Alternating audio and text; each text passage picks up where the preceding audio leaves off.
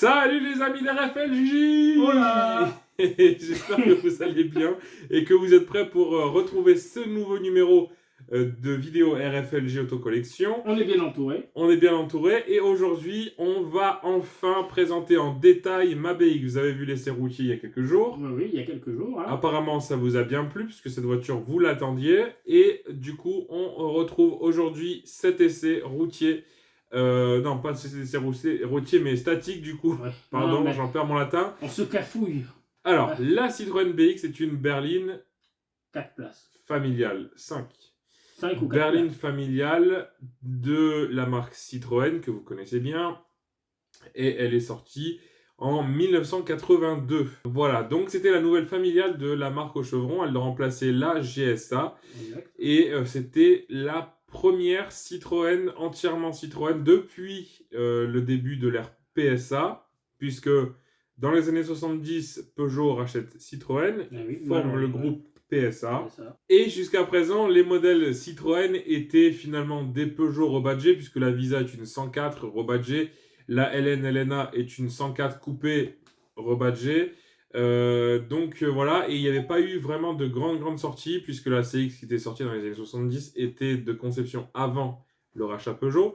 Alors, le projet BX s'appelait à la base XB. Il a été... Demandez pas pourquoi. Voilà, demandez pas pourquoi. Il a été lancé en 1978.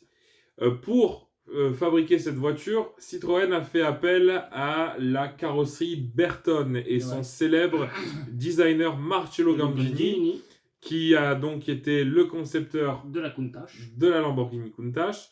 Et on peut retrouver quelques petits airs sur la BX, du coup, en lien avec la Countach. Et du coup, Marcello Gandini s'est inspiré de deux prototypes avortés, finalement, en fait, 3. Il y a eu la reliante Anadol FW11. Vous pouvez taper ça sur Google, vous verrez le concept. Il y a eu aussi la Jaguar Ascot. Alors là, j'avais regardé cette voiture, c'était encore plus flagrant.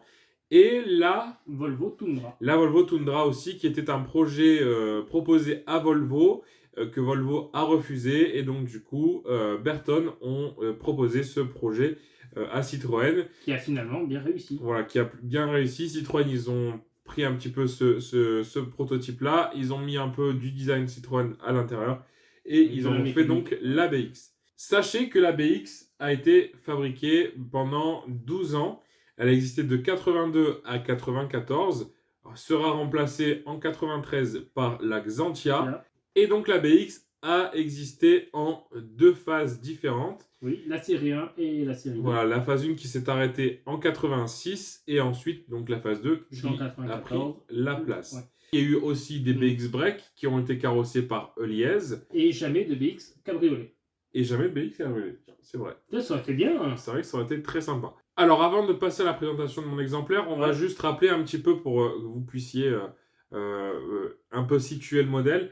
Qui étaient les concurrentes de la BX à l'époque? Si je me situe bien dans les années, on doit avoir la R18. Ouais, la R18 et aussi la R21, du coup. Et ouais, la R21, sur la deuxième partie de carrière de la BX, du coup. C'est ça. Après, sur Talbot, je pense qu'on doit être sur de la Solara. Ouais, la Solara. Et chez Peugeot chez Peugeot, vu les années, je pense que les 405 n'étaient pas là, donc ça doit être 305. En fait, on va avoir la même chose que Renault. On va avoir d'abord en 305. Et puis ensuite, ça a concurrencé aussi les 405 sur la deuxième partie de carrière. Donc voilà un petit peu pour les concurrentes françaises. Je dis bien françaises parce qu'il y a bien évidemment des marques étrangères comme l'Opel Ascona qu'on pourrait citer. C'est ça, ou la Volkswagen Passat. Voilà, exactement. À noter quand même que une des forces de la BX, c'était que cette voiture disposait d'un haillon. Exact. C'était très pratique pour les familles, chose qu'on ne retrouvait pas au début de carrière par exemple de la R21. On a retrouvé plutôt en deuxième partie de carrière, vrai alors, en tout cas à partir de la phase 2. Sur la première R21, elle avait un coffre. Et ensuite, on a aussi la R18, du coup, on en parlait, la 305, c'est que des berlines tricorps. Et c'est vrai que la force de la BX, c'était que c'était un véhicule bicorps. Voilà, même en break, du coup, tu avais le haillon qui se levait par-dessus. Donc, du coup, voilà, c'était un peu la présentation globale du modèle BX. Et puis maintenant, on va se téléporter. Voilà, vous allez nous retrouver, du coup, face à la BX. Voilà. Qui se retrouve, du coup, sur un latéral un peu nuageux, mais vous inquiétez pas, ça va bien se passer. Donc c'est une Citroën BX14E de 1983. Voilà, elle est d'avril 1983. Alors pour la petite anecdote, le jour où on est allé la voir pour savoir si elle nous intéressait et si on allait l'acheter, c'était le jour de sa première immatriculation, donc le jour de ses 40 ans. Donc c'était un petit clin d'œil assez sympathique. Donc du coup on lui a démonté les bougies, on lui a soufflé les bougies. Voilà. Donc elle est dans une configuration avec une magnifique couleur qui s'appelle le bleu argenté métallisé. Et en ce qui concerne sa motorisation, donc comme je vous l'ai dit, une 14E, donc ça veut dire 1,4 litre essence. Et donc c'est un moteur 72 chevaux, c'est le moteur XY 1300 cm3. Exactement, qu'on retrouve d'ailleurs sur la BX de base. Qu'on retrouve sur la BX de base, qu'on retrouve sur des 205, qu'on retrouve sur des Renault 14 et surtout sur la Peugeot 104 ZS. Puisque oui, c'est le moteur de la 104 ZS, bien sûr quand vous le verrez, l'hydraulique en moins. Il y a plusieurs niveaux de finition, en tout cas sur les motorisations essence, c'est ce qui nous intéresse aujourd'hui. Bien sûr, il y a aussi des finitions diesel. Si on a l'occasion d'essayer des finitions diesel, on pourra vous énumérer. Je pense qu'il y a moyen. Hein. Oui, il y a moyen. Si jamais vous en avez une d'ailleurs, n'hésitez pas à nous contacter. L'adresse mail est dans la description. Et on se fera un plaisir de venir filmer votre voiture. Donc du coup, sur les finitions essence, donc on a la BX qui s'appelle BX tout court. Alors communément aujourd'hui on l'appelle BX base, mais son vrai nom c'est Citroën BX. Voilà, alors n'écrivez pas BX tout court, vous ne la trouverez pas. Voilà. Ensuite on a la BX 14E, donc l'exemplaire qui nous intéresse aujourd'hui. On a la BX 14 RE, qui est donc une finition intermédiaire, on va dire que c'est le milieu de gamme de la BX. Et puis ensuite on a les deux haut de gamme, on va dire, avec des moteurs un peu plus puissants, puisque ce sont des moteurs de 1600, enfin ce sont des 1,6 litre. Et après il y a eu le 1900 GT. Voilà, mais pour les 1600 du coup on a la BX 16 RS, donc vous remarquez le changement de chiffre, on n'est plus sur 14, on est sur 16, et la BX 16 TRS qui est le haut de gamme de la gamme courante, on va dire, puisque comme tu l'as dit, on a ensuite des gammes qui sont légèrement différentes. On a eu la BX19 GT avec un moteur 1,9 litre, et ensuite cette GT a donné naissance à la Citroën BX Sport, qui est vraiment avec un kit carrosserie spécifique, même si la 19 GT a aussi des choses qui sont assez spécifiques à la GT. La Sport est encore un peu plus flagrante dans ses différences. Voilà, et on parle bien que des motorisations essence. Hein. Voilà. Nous dire, il y a eu les TRD, Oui, il y a eu les TRD, les RD, etc. Ça c'est voilà. Donc ça c'est pour la gamme sur, je l'ai oublié de vous le préciser, sur la BX phase 1 ou série 1, c'est comme vous voulez. Un design qui était assez démodé, assez ringard même dans les années 90 et surtout 2000. Mais aujourd'hui, la BX retrouve un petit peu ses lettres de noblesse, parce que c'est une voiture qui commence à être recherchée en collection. Ah oui. Et ce qui est intéressant avec mon exemplaire, c'est que c'est un bas de gamme. Puisque même s'il y a une finition encore en dessous de la mienne, en ce qui concerne les équipements, on est exactement sur la même que BX base. C'est ça, donc là on est quand même à des pâquerettes comme ma 205 Junior. Ouais. Bon, la mienne, faut même pas en parler, c'est qu'une 205 Junior. Mais on retrouve vraiment l'essence même de la BX base, vraiment l'essence du tout en V, pas de support, juste épuré. Voilà. Je vais chercher le mot, merci. Bien que celle-ci ait un peu des options, de l'accessoirie, etc. Et aussi, vous le verrez, il y a un intérieur qui est modifié, qui est un peu amélioré par rapport à ce qu'on a sur une BX base. Mais en ce qui concerne les options, etc., c'est une BX base. La seule différence pour laquelle on l'appelle 14E et qu'on la classe comme une finition supérieure, c'est son moteur qui est le même que la BX base encore une fois, mais gonflé de 10 chevaux, puisque la BX base dispose d'un moteur de 62 chevaux avec 4 rapports au niveau de la boîte. Donc, du coup c'est vrai qu'on a une motorisation et une boîte différente. C'est ça, alors que ici on est sur un moteur 72 chevaux avec une boîte 5. Voilà pour les différences. Alors maintenant on va pouvoir parler de son esthétique. Alors parle-nous, comme tu sais si bien le faire, de son design. Alors là, hop, je vous passe devant. Hein. Là, de toute façon, je vais reparler quand même de son designer, on va dire, hein, Marcello Gandini. Rappelons-le, qui est quand même co-concepteur Lamborghini Countach. Et j'y retrouve des lignes de la Countach, j'y retrouve vraiment. Les gens vont me dire, il est fada celui-là. Mais franchement, c'est les lignes acérées, les lignes tendues. C'est arrondi, c'est sec, tu vois, C'est comme couper à la serre. Et tu remarqueras que le pare-brise a à peu près la même architecture, puisqu'il est très large à sa base et il est resserré vers le haut. Et voilà. Ça, sur la Countach, on retrouve aussi ça, je crois. C'est ça, donc si vous avez envie de faire des kits carrosserie, vous prenez une Countach, vous la transformez en BX. Ou le contraire. Mais non, faut mieux faire ce sens-là. Voilà. Alors après, moi je vais intervenir sur les phares. Donc on est d'accord que la BX c'est un peu la remplaçante de la GS. GSA, oui. GSA. Donc à la base c'était des feux qui étaient un peu en flèche, tu vois. Un peu à la mode CX. Un peu à la mode CX, exactement. Et c'est vrai qu'on retrouve sur la BX, on va passer sur la XM, on va passer etc. Sur la Xantia, sur des feux plus longs et de plus en plus fins. Voilà. On est sur rectangulaire, c'est voilà. Un peu la mode dans les années 80. On retrouve ça sur d'autres modèles, par exemple chez Peugeot c'est classique, ouais. Mais on retrouve ça exactement sur d'autres modèles, notamment la XM aussi, même s'ils sont un peu plus longs et un peu plus fins. Mais voilà, donc ici c'est propre à la phase 1, même si la phase 2 est sensiblement différente. C'est vrai que sur phase 1 on va avoir un compartiment clignotant qui va être un peu plus petit, puisque normalement sur phase 2 il va être à la hauteur en haut du phare, et va être un petit peu plus court. Le phare va dépasser un petit peu. Ça, c'est ce qu'on retrouve sur la phase 1. Comme les 205 qui va juste s'agripper à côté du voilà. Et puis on a aussi le pare-choc qui est propre à la phase 1, puisque sur la phase 2 il est un peu plus proéminent. Ici donc c'est tout en plastique et la couleur est teinte dans la masse. Alors désolé, c'est un petit peu sale. Je sais que voilà, il y a des gens qui vont dire oui, le propriétaire aurait au moins pu laver sa voiture. Voilà. Oui, si vous voulez, vous pouvez venir la laver pour moi, comme ça, j'aurai plus le temps de vous faire des vidéos. Faut savoir ce qu'on veut. Donc du coup, on a ici une partie un petit peu creusée.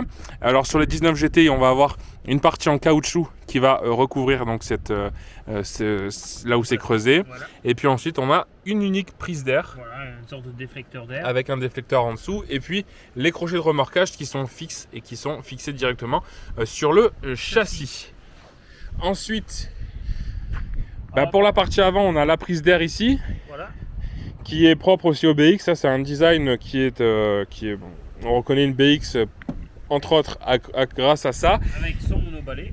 Et pour en revenir à cette prise d'air, sachez que c'est une prise d'air qui est directe et qui va vous diffuser de l'air dans l'habitacle via les diffuseurs qui se trouvent de part et d'autre donc de la planche de bord. Donc ça c'est le même système que sur la Diane, c'est une espèce de marmite on va dire avec l'air qui rentre et qui donc est rediffusé à votre guise donc dans l'habitacle. Ensuite, on peut parler de l'antenne qui est rétractable. Voilà, alors est-ce en son milieu. Elle n'est pas d'origine? Si, elle est d'origine normalement, mais c'est une option qui était disponible parce que parce que si vous prenez une BX base, normalement il n'y a pas d'antenne. Il y a le pré-équipement en option, mais normalement il n'y a pas donc l'antenne, il n'y a pas d'autoradio non plus. Ça c'est une option ou une accessoirerie qui a été rajoutée un peu plus tard. Et donc c'est une antenne rétractable comme on retrouve aussi sur ta CX. C'est à peu près le même modèle d'antenne d'ailleurs. Donc c'est rétractable ici. Hein. Après le reste est fixe. Avec le bouchon pour éviter du coup d'abîmer la carrosserie. C'est ça. Loin d'être con. Hein. C'est ça. Ensuite donc la partie latérale.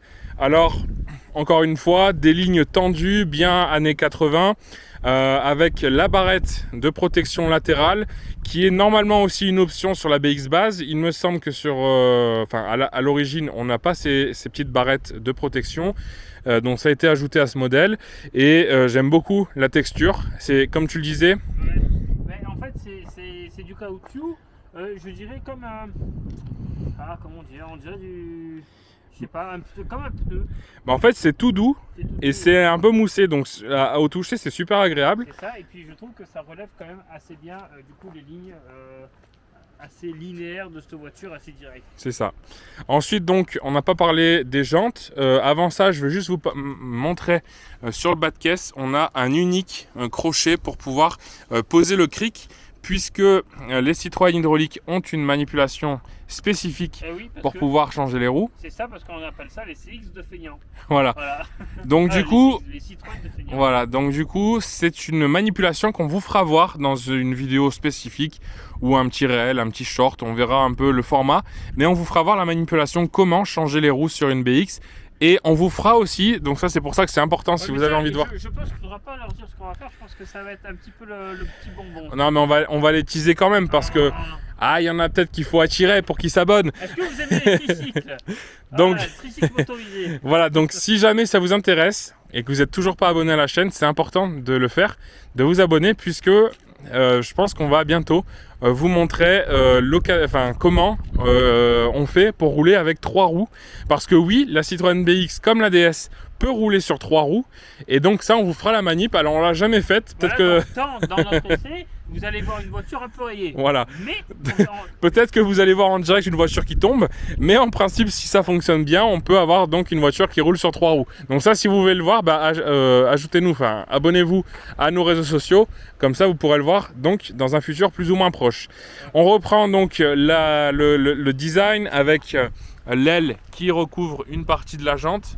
Ça, c'est très citroënesque. On retrouve ça sur très hydraulique et très citroënesque parce que par exemple sur Xantia on le retrouve plus. Mais sur les voitures des années 60, 70, 80, c'était assez courant de retrouver cette technologie. Je crois même, ce design, je crois même que quasiment l'intégralité de la gamme des Citroën de cette époque-là dispose donc de ceci. C'est ça, et sachant que cette partie-là n'est pas enlevable. C'est-à-dire que quand tu gonfles tes pneus, tu as intérêt de. Soit tu te mets en position haute, soit tu as intérêt de faire gaffe ou être aval, parce que tu as l'air vite con. Ah ben, j'ai déjà eu ça sur la Diane quand j'ai voulu faire la pression des pneus. Il faut que j'avance la voiture parce que sinon je n'avais pas la valve qui était disponible. Je vais vous dire une petite anecdote. Quand j'ai conduit la CX pour la première fois, les 20 premiers kilomètres que j'ai fait, comme dans la publication que je vous ai faite, je vais pour faire la pression des pneus, je me retrouve, mais alors comme ça, parce que je ne pouvais pas faire la pression des pneus au roue arrière. Du coup, j'ai dû redémarrer la bagnole, la mettre en position haute, faire la pression des pneus. J'ai dit, oh putain. Donc voilà, donc les jantes ici avec des tout petits enjoliveurs sur le centre de la roue, sinon on est vraiment sur une jante nue. Et si je dis pas de bêtises, en option, tu avais des enjoliveurs complets, c'est ça? Alors je sais plus le nom, je crois que c'est GTX ou TRX, un truc comme ça, donc un type de jante avec des grands enjoliveurs. Donc ça c'est pareil, c'était une option ou accessoirie, enfin vous avez compris le délire. Donc ça, c'est peut-être que je vais monter ça.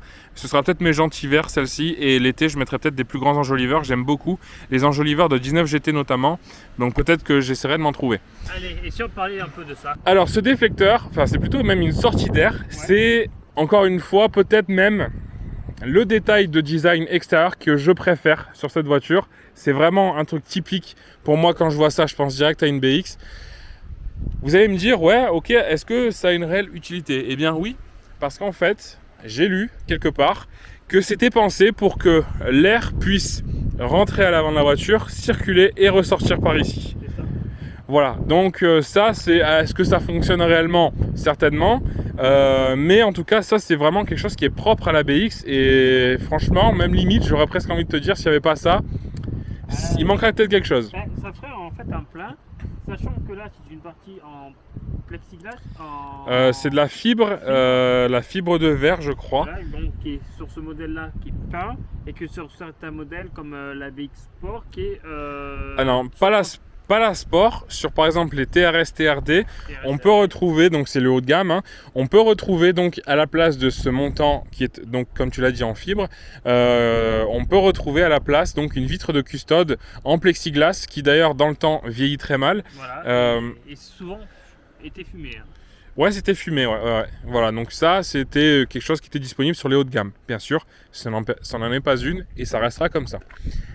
Ensuite, on passe à la partie arrière avec les feux que je préfère sur BX, exact. Puisque on a sur ce qu'on va appeler vulgairement les phases 3, on a des feux en deux parties, fumés rouge et noir, qui sont très années 90.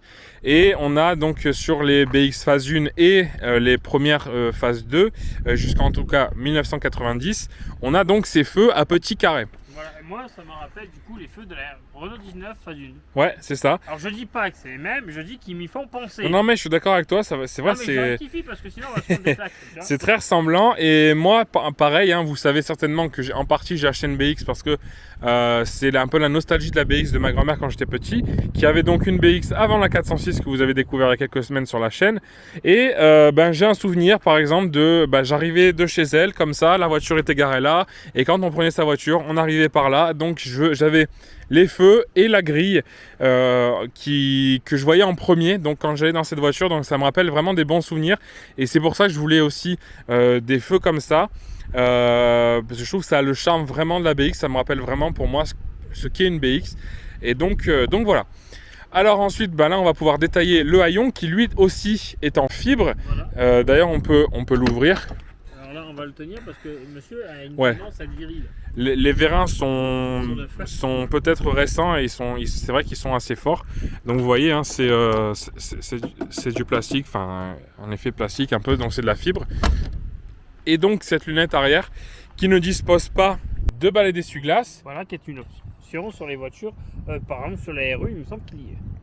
Voilà, sur les finitions plus hautes, on peut avoir un balai d'essuie-glace. Ici, ce n'est pas le cas. Voilà, là vous avez un petit trou d'évacuation d'eau, comme d'habitude. Et ensuite, la lunette arrière qui est qui a une pente assez marquée, hein, je trouve. Et ça, j'aime bien aussi. C'est vrai que quand... par exemple, si tu mettais un chien dans le coffre, je pense qu'il aurait plein soleil sur la tronche. C'est vrai que c'est assez profond, assez couché. Les versions break, du coup, c'est vrai que du coup...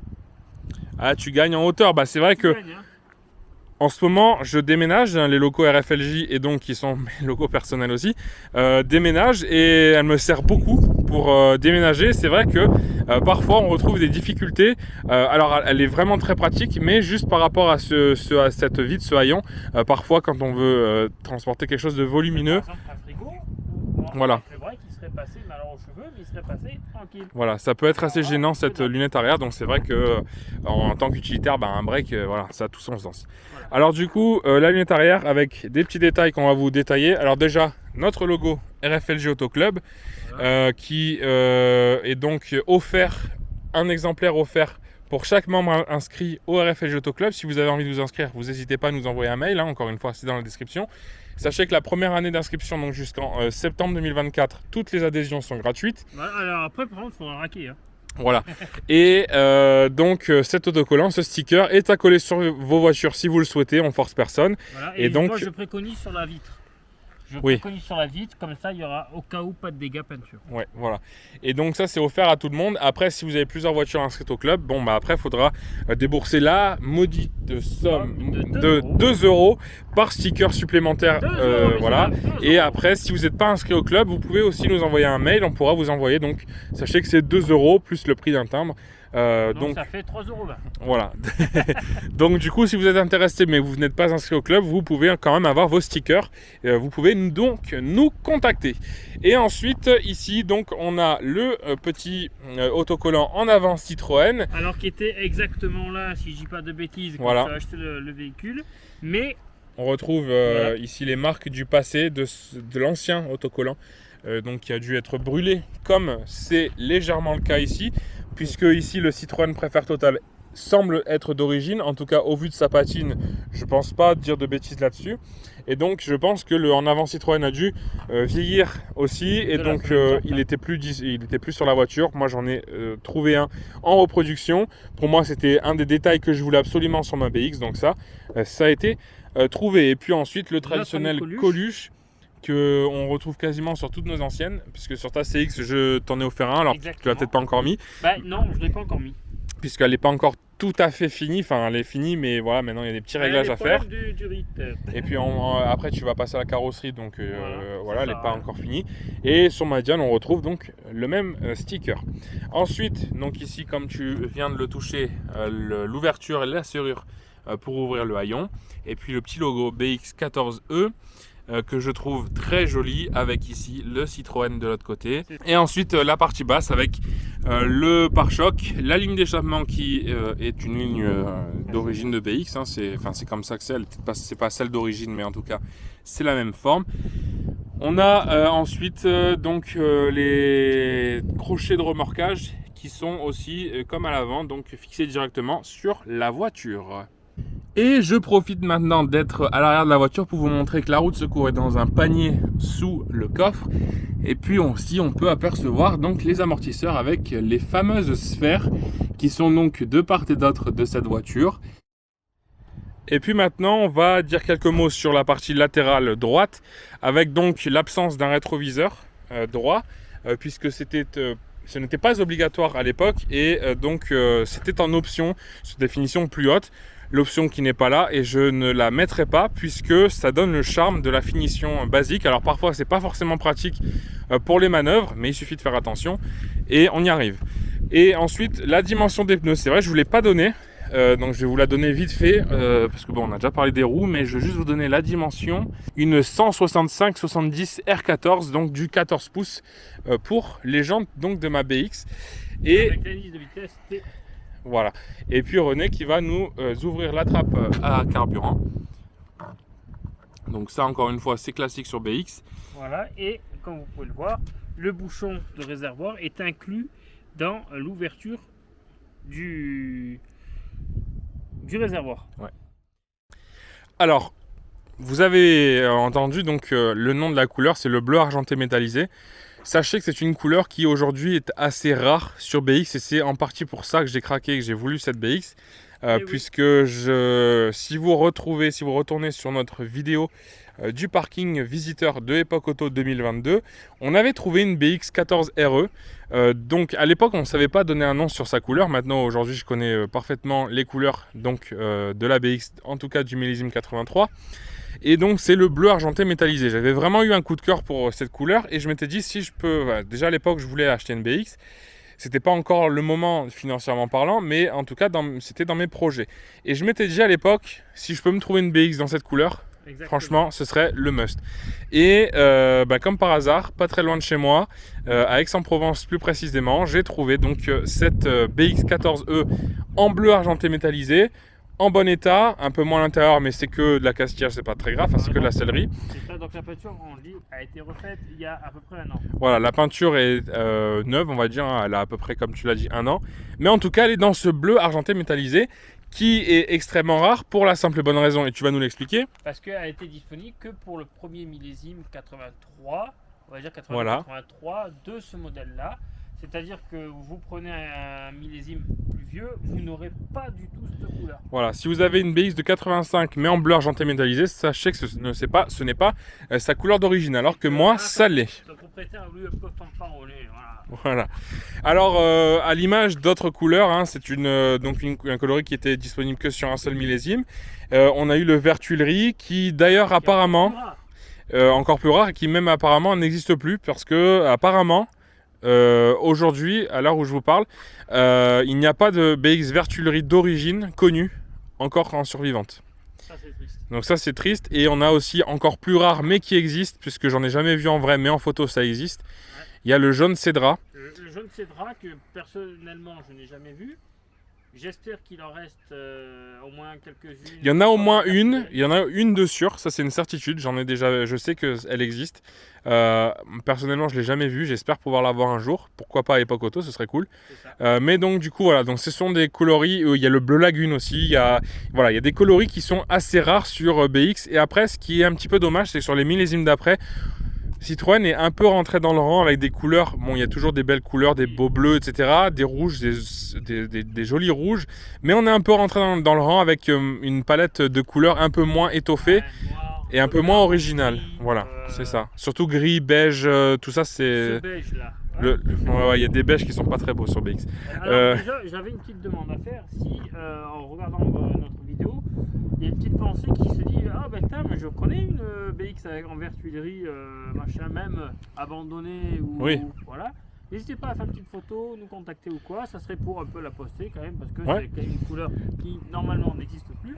ou en état de rouler, donc ça serait super cool du coup d'en voir une. Non mais clairement ouais, je rejoins ton appel. Si vous connaissez des BX avec des couleurs un petit peu originales, notamment les couleurs issues du millésime 83, n'hésitez pas à vous inscrire sur le groupe Facebook RFLJ Auto Club 04. On vous accueillera avec plaisir, comme ça vous pourrez poster des photos si vous en avez. Voilà, et puis si vous les connaissez, juste nous envoyer un petit message, nous dire voilà, il y en a une qui existe, voilà, telle couleur, tel endroit. Voilà donc pour cette histoire de couleur. Allez, on repasse à la partie avant. Bon, un petit détail qu'il n'en est pas vraiment un, parce que c'est vraiment quelque chose de très propre à la BX et au Citroën de l'époque, c'est le logo qui est excentré. Hein. C'est ça. Ça, c'est vraiment quelque chose que j'aime beaucoup, avec ce qui pourrait être une calandre sur d'autres voitures, qui est pleine par rapport au capot, qui lui aussi est en fibre. Ouais. Et voici donc la mécanique. Alors, la mécanique, on peut dire oui, elle est sale. Les maniaques vont dire oui, le moteur il est pourri. Non, il est dans son jus. Il est dans son jus et pour moi nettoyer un moteur, ok c'est bien pour faire des rassos, ok c'est bien quand tu es un peu maniaque. Donc le XY 1360 cm3 que vous avez à l'image, 72 chevaux, avec la particularité d'être équipé de système hydraulique, donc parce que c'est une voiture hydropneumatique. Alors si tu veux René, toi qui connais bien la mécanique hydraulique parce que tu en as démonté une complète, et je te propose de nous la détailler donc sur cette BX. Alors, on va commencer par le commencement, on va commencer par le réservoir hydraulique. Donc là vous avez du coup le réservoir hydraulique du coup avec le bouchon de remplissage LHM où c'est marqué dessus hein, quand même. Il suffit de lire. On a aussi le niveau. On a le niveau où vous voyez que du coup vous avez le petit kitchou du milieu. Et oui, parce que dans le sud on a le kitchou. Voilà, et ça indique que le niveau hydraulique est bon. Voilà, tout simplement. Alors la coupelle, le niveau est à faire uniquement moteur tournant et en position haute. Exactement. Et la coupelle orange que vous voyez donc dans le petit couvercle transparent doit se trouver pour un niveau optimal entre les deux traits rouges. Donc encore une fois, à ne pas faire à froid ou moteur coupé ou en position basse ou même route. Voilà, ça. C'est très important de le faire à position haute, à haute pression. Comme ça, on a la pression complète de l'hydraulique. Si je dis pas de bêtises, c'est ça. Voilà. Ensuite, on a les sphères de la roue avant droite et de la roue avant gauche. Voilà. On a une cinquième sphère sur la voiture du coup ici. Voilà, donc ça c'est, si je dis pas de bêtises, sur la tienne c'est l'AQ. Voilà, c'est l'accumulateur de pression qui est accouplé au disjoncteur-conjoncteur. Voilà. Donc c'est ce qui va réguler plus ou moins la pression de LHM dans votre voiture. C'est ça. Et du coup tout ça est régulé par la pompe HP. Ouais. La pompe haute pression que vous voyez. Du coup là je mets pas les mains parce que je suis habillé en blanc. Attendez. Moi je vais vous le viser. Voilà. Vous voyez. Voilà. Là, ça c'est la pompe ici. HP. Donc HP pour haute pression. Voilà. Qui va du coup avec l'entraînement des courroies diffuser le LHM dans tout le circuit. Voilà. Le moteur ensuite qui est légèrement à plat, enfin un angle.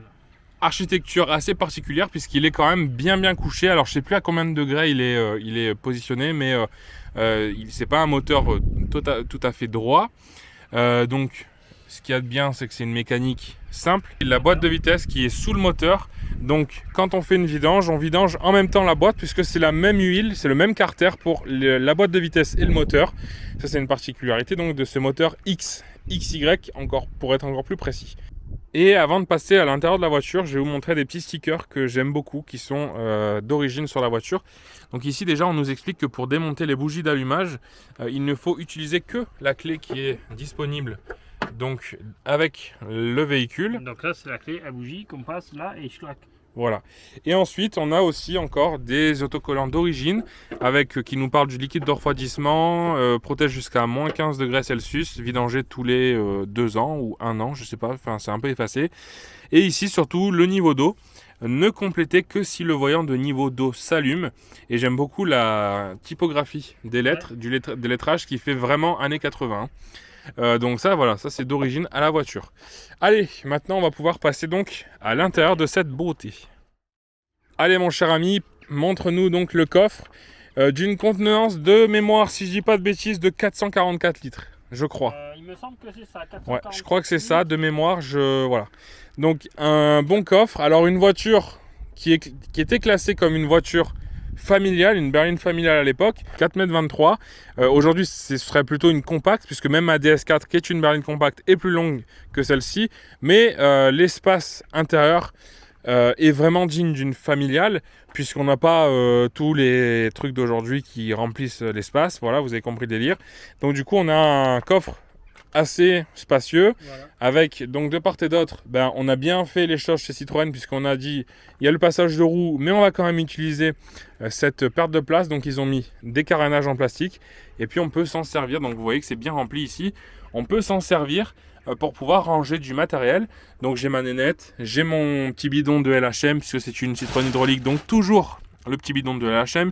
Ici on peut voir le cric, voilà, donc un coffre bien pensé. Et puis je vous ai préparé des petits documents, donc à l'image de ce que Authentics Auto vous avez fait voir dans sa vidéo il y a quelques semaines, quand on lui avait mis à disposition cette voiture. Vous pouvez retrouver mes documents. Alors je ne vais pas vous les ouvrir parce que bon, vous l'avez déjà vu si vous avez vu la vidéo d'Authentics Auto. Ici on a le catalogue BX de 84. Ici c'est un document que j'aime beaucoup, puisque confidentiel force de vente Citroën De l'année 83. de l'année 83. Voilà, donc c'est pour ça que c'est super intéressant de l'avoir avec moi-même, puisque c'était réservé au personnel Citroën. Donc c'était les arguments de vente donc pour la clientèle à l'époque. Voilà, la BX et ses clients. On peut voir un peu plus loin, on a la concurrence, on a les motorisations, on a les courbes de puissance, etc. On a vraiment un document qui est ultra complet. Donc ça, je l'ai trouvé sur eBay. Et mais du coup, là-dedans, il n'y a pas de mesure. Oui, il y a toutes les mesures, je te laisse chercher si tu veux. Comme ça, il va nous parler des dimensions après de la voiture.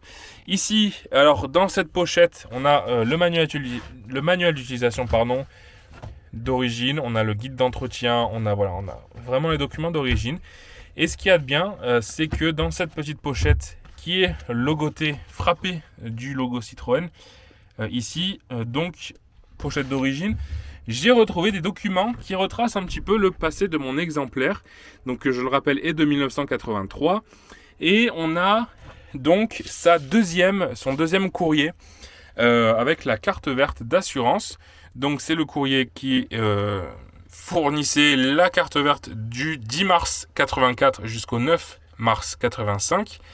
Donc c'était le premier propriétaire de cette voiture, Monsieur Louis, celui qui a acheté cette voiture neuve et qui l'a donc configurée. Et puis j'ai retrouvé aussi encore des documents. Donc ici un document Renault. Donc elle avait été entretenue chez Renault, contrôle anti-pollution. Donc on voit sa première immatriculation, puisque comme vous l'avez vu dans la première vidéo, c'est une voiture qui était dans l'Isère. Donc on a son IMAT iséroise. Et donc c'est un document qui date du 5 avril 88. Donc année où elle a été achetée par son deuxième propriétaire. Voilà, donc une petite carte Renault d'époque. Et puis ici, on a un petit peu moins d'indices, même si on a l'adresse des propriétaires. Donc là, c'est un document qui avait été remis au deuxième propriétaire. Et c'est un document qui date de l'année 2000. Et vous voyez ici, donc c'était un chèque entretien, un chèque pneumatique chez Midas, chèque amortisseur avec donc des réductions. Encore en francs. Donc ça, c'est des petits documents que j'aime beaucoup posséder donc dans mes voitures, et ça me fait vraiment plaisir d'avoir ça donc dans ma BX. Alors maintenant, j'ai trouvé les mesures, et avec ce fameux plan, oh, il y a là une petite bourrasque. Alors là, vous voyez que du coup, en longueur, on est sur du 4,23 m, donc là, d'accord.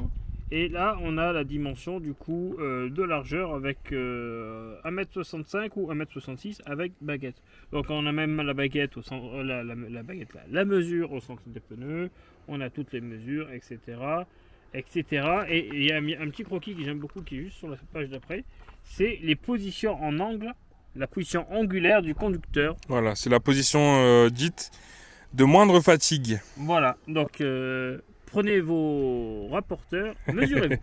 Voilà, donc un document très très intéressant, très complet, qui vous explique dans le détail les caractéristiques, la partie technique donc Ça, sur BX. C'est vrai que quand on voit que dedans tu as tel espace, là on peut comparer du coup avec une voiture de catégorie, la même catégorie aujourd'hui, et c'est vrai que je trouve que les voitures de catégorie d'il y a 40 ans, on prend les mêmes aujourd'hui en hyper.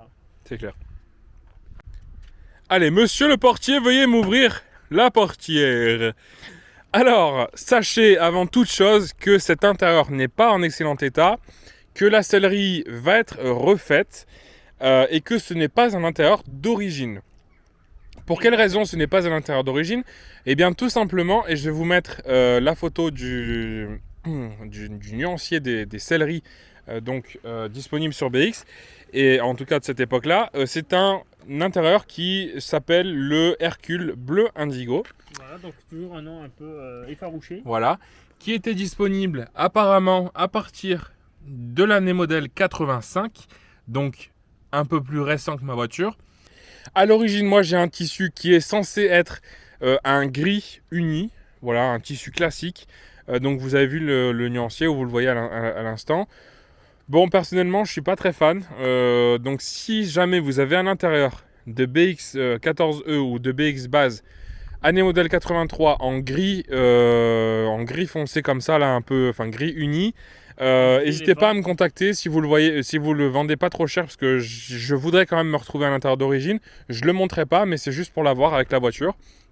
Mais en attendant, je vais laisser cet intérieur qui est issu d'une finition plus haute, voilà, au minimum d'une 14 RE. Pourquoi? Eh bien tout simplement puisque sur la BX 14E, seulement le dossier est inclinable, rabattable, et non pas l'assise, alors que sur mon exemplaire, j'ai dossier et assise.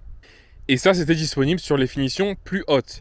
Voilà. Donc je vais garder cet intérieur parce que je vous le dis, je déménage avec cette voiture en ce moment et elle m'est très pratique. C'est vraiment pratique d'avoir l'assise qui se rabat aussi. Ça fait un plancher plat. Je vais garder cet intérieur parce que le tissu est, je trouve, très joli et il se marie bien avec la voiture. En tout cas, il est plus joli que la sellerie d'origine. Mais je vais donc refaire sa sellerie puisque vous allez le voir, hein, elle est vraiment fatiguée.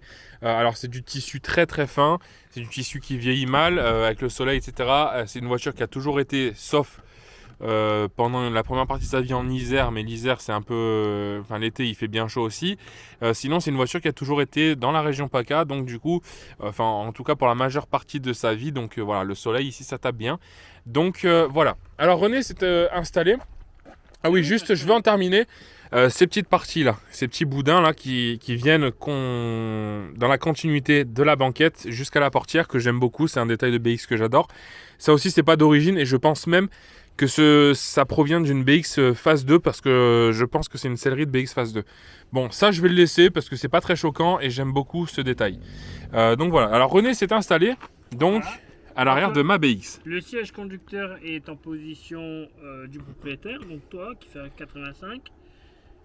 Écoutez, on est bien quoi, franchement. Bah ouais, t'es très bien installé. Hein. On est bien, on peut admirer du coup les appuis-têtes. Ces appuis-têtes avant. J'avais je sais pas pourquoi, j'avais un serre-tête. Ces appuis-têtes en triangle qui sont vraiment spécifiques à la BX. Ils épousent bien l'arrière du crâne et j'aime beaucoup ça aussi. C'est un détail c'est un détail que je veux absolument sur une BX. C'est parce que j'aime beaucoup le fait que ce soit maintenu que par un seul bras central. Voilà, avec ton permission. Oui. Voilà. Et ça se démonte facilement. Alors sachez que sur BX base, c'est possible d'avoir des appuis-têtes, mais en option. Sinon, on n'est pas censé en avoir.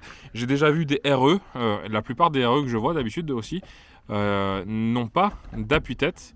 Mais ça, c'est quelque chose que j'aime beaucoup avoir. Et je laisse les petites tiges apparentes parce que j'aime beaucoup la fixation donc, de ces appuis-têtes. Et puis, c'est un peu vert, un peu bleu, ça rappelle la carrosserie. Voilà. Ensuite, les intérieurs de porte. Alors, c'est une portière qui, quand même, est assez longue, hein, quand même. Avec ici, donc, un Sky qui est assez propre. Hein. L'architecture des poignées intérieurs de portière, on retrouve la même chose à l'avant. Ça, j'aime beaucoup. Les petits cendriers à l'arrière donc de cette BX. Et puis, donc, des vitres qui sont pour l'intégralité de cette voiture à manivelle. Voilà. Donc, pas de bac de portière ici. Voilà, et puis je vais me positionner à l'avant. On va montrer un petit détail qui, ça aussi, n'est pas d'origine, mais que j'aime beaucoup. Ce sont les petits stores. Donc il y en a deux. Tu vas pouvoir nous les dérouler.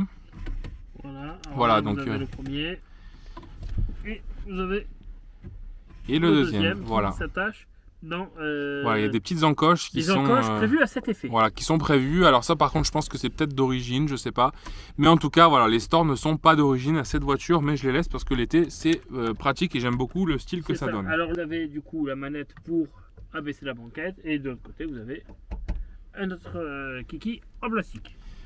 Et ici, on a aussi la petite pastille AM83 qui se trouve donc dans l'intérieur de porte conducteur. Donc ça, c'est quelque chose que j'aime beaucoup sur les Young puisque on peut avoir la preuve, sauf si c'est effacé. Mais là, on voit bien que c'est d'origine, donc on peut avoir la preuve de l'année de cette voiture. L'intérieur de porte, donc vous voyez, hein, sensiblement le même qu'à l'arrière. Et puis donc cette planche de bord qui se découvre sous vos yeux. Alors les aérateurs qu'on trouve sur les côtés sont les aérateurs dont je vous parlais tout à l'heure qui sont directement reliés avec la prise d'air qui est après le capot. Donc là on a de l'air pur, de l'air extérieur qui vient ici vous arroser de rafraîchissement l'été. Sauf si vous avez un diesel en face de vous qui pue. C'est ça. Et puis ensuite les haut-parleurs, donc les seuls haut-parleurs qui sont plutôt des petits tweeters qui sont de part et d'autre. Donc de cette planche de bord. La boîte à gants, alors le petit dashboard, voilà les cassettes, les Mentos. Voilà, puisque ici on a donc un lecteur cassette. Alors j'ai quelques cassettes ici, c'est très agréable de redécouvrir le son cassette de l'époque. Et vous avez du coup 2 repose-gobelets. Voilà. Bon, personnellement, si je prends un peu des virages ou des ronds-points, je ne mettrai pas grand-chose ici. C'est vrai que les porte-gobelets de l'époque, même Maxara, c'est le même problème, c'est que c'est pas des porte-gobelets. Je suis pas sûr que c'est fait pour rouler. Non, c'est pas fait pour rouler, je pense. C'est vraiment quand tu pique-niques, tu poses ça, voilà. Les aérateurs ici, donc, qui sont eux par contre reliés donc à la ventilation et au chauffage. Donc le chauffage va sortir d'ici et puis d'ici aussi, puisque là on va voir le désembuage.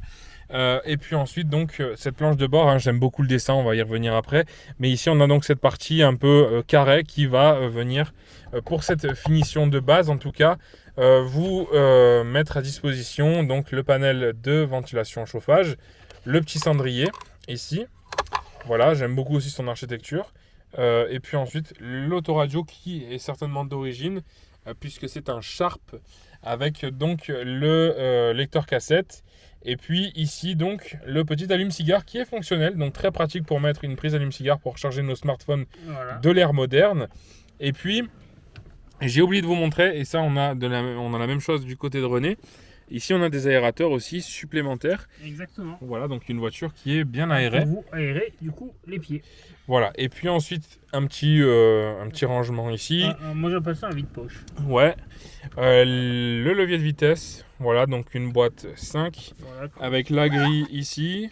Donc ça c'est très citroënesque aussi, puisque chez Citroën on avait souvent la grille qui était placée à un autre endroit que le levier de vitesse, parce que sur la Diane je l'ai sur par exemple le support du volant, toi sur la CX c'est un autre endroit, voilà. Et ensuite là on a ici donc le milieu, hein, je sais plus comment on appelle ça, mais la console centrale, voilà, ça m'est revenu donc avec le frein à main, les emplacements pour d'éventuelles options. Donc sachez que sur... Je pense qu'il y a les vitres électriques quelque part. Voilà, sur les versions plus hautes, là où on a des vitres électriques avant, on a donc les boutons qui se trouvent ici. On a aussi une petite molette pour le son de l'autoradio. Je sais plus en quoi ça consiste, mais il y a une molette qui se trouve ici. Enfin voilà. Et puis ici, là, le sein levier de hauteur de suspension. Donc tout se gère ici. Donc voilà. Et vous avez du coup la petite flèche pour vous dire que pour changer la position de hauteur, il faut tirer vers vous. D'ailleurs, si tu veux, tu peux nous parler des différentes hauteurs de cette voiture. En même temps, vous allez pouvoir voir à l'image le petit schéma imagé. Enfin, ouais. Non, mais plutôt la voiture. René va s'amuser à vous lever la voiture. Et donc, sachez que tout se passe ici. Alors, vas-y, voilà. Explique-nous les différentes hauteurs de suspension. Donc, là, comme vous pouvez voir, on est sur la position, on va dire, normale, on va dire position route, parce que c'est vraiment là où il y a vraiment la plus grosse marque. Ça, c'est vraiment la position pour rouler. Après, en bas, vous avez la position vraiment très basse, ou on appelle ça la position aussi changement de roue. Quand vous mettez le cric, du coup, vous passez du position haute en position basse, les roues se soulèvent et la voiture se met sur le côté. Là, vous avez la position intermédiaire. Alors, la position intermédiaire, vous pouvez rouler, mais à très basse vitesse. C'est un peu sur des chemins un peu caillouteux, comme il y a un peu autour de nous. Et là, vous avez la position haute. C'est la position, on va dire, si t'es vieux, tu veux sortir de ta voiture, tu te mets en position haute. Ouais. Si tu veux mettre ton cric, tu te mets en position haute. Si tu veux changer tes routes, tu te mets en position haute, etc. etc. Voilà, donc... Est-ce que j'en ai oublié? Je ne sais pas. Non, on a donc ces 4 niveaux de position, donc je pense qu'on a été assez complet. Je termine donc avec mon côté, après je vais te passer la caméra. Donc on a un petit miroir de courtoisie, j'aime beaucoup. Alors c'est un peu usé, mais le design avec les petites surpiqûres sur le tour, ça fait très 80. Le ciel de toit, on peut montrer le ciel de toit. Oh là là. On peut montrer le ciel de toit qui est en parfait état. Alors c'est pas du tissu, c'est un espèce de... On dirait un truc fibré. Ouais, un truc un peu en fibre, donc c'est pour ça que ça se décolle pas, ça c'est plutôt pas mal. C'est moins chic que du tissu, mais pour moi, franchement... Est-ce qu'on y prête vraiment attention? Ouais, puis au moins ça s'use pas. Bon, là c'est un de mes détails favoris de l'intérieur. Le plafonnier qui est seulement du côté gauche et sur des positions un peu plus hautes, sur des finitions un peu plus hautes. On retrouve donc ce petit plafonnier de part et d'autre des montants B.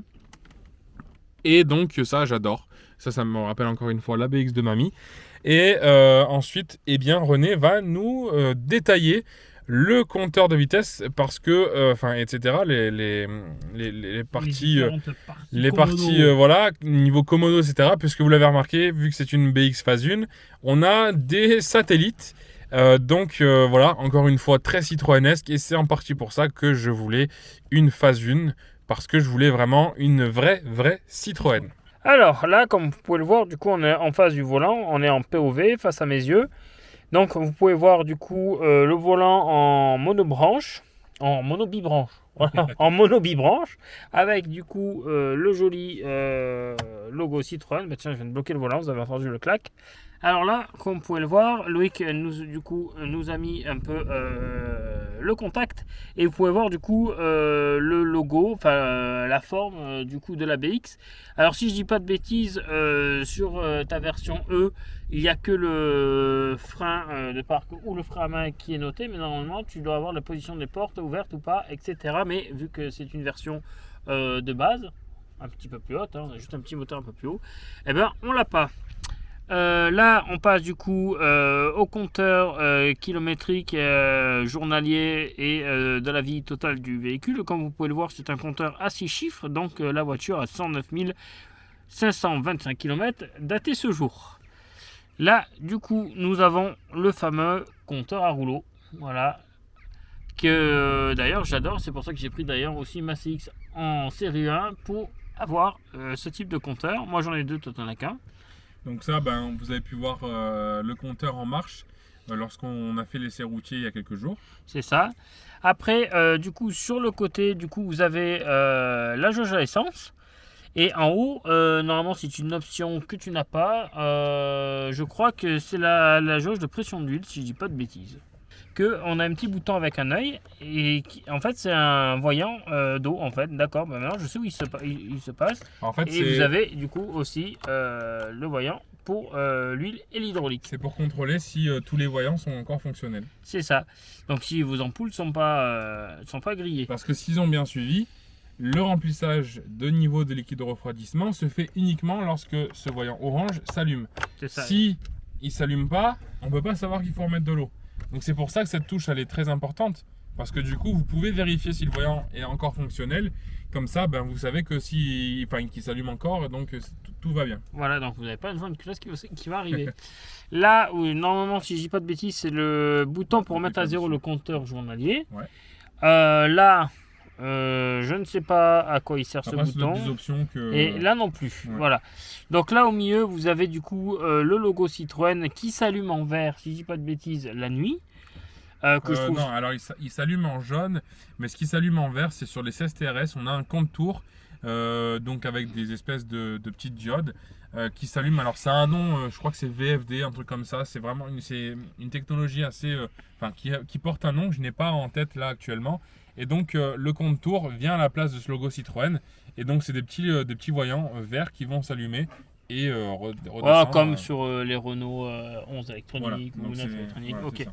Ça va donc, comme vous pouvez le voir, excusez-moi, j'ai bégayé.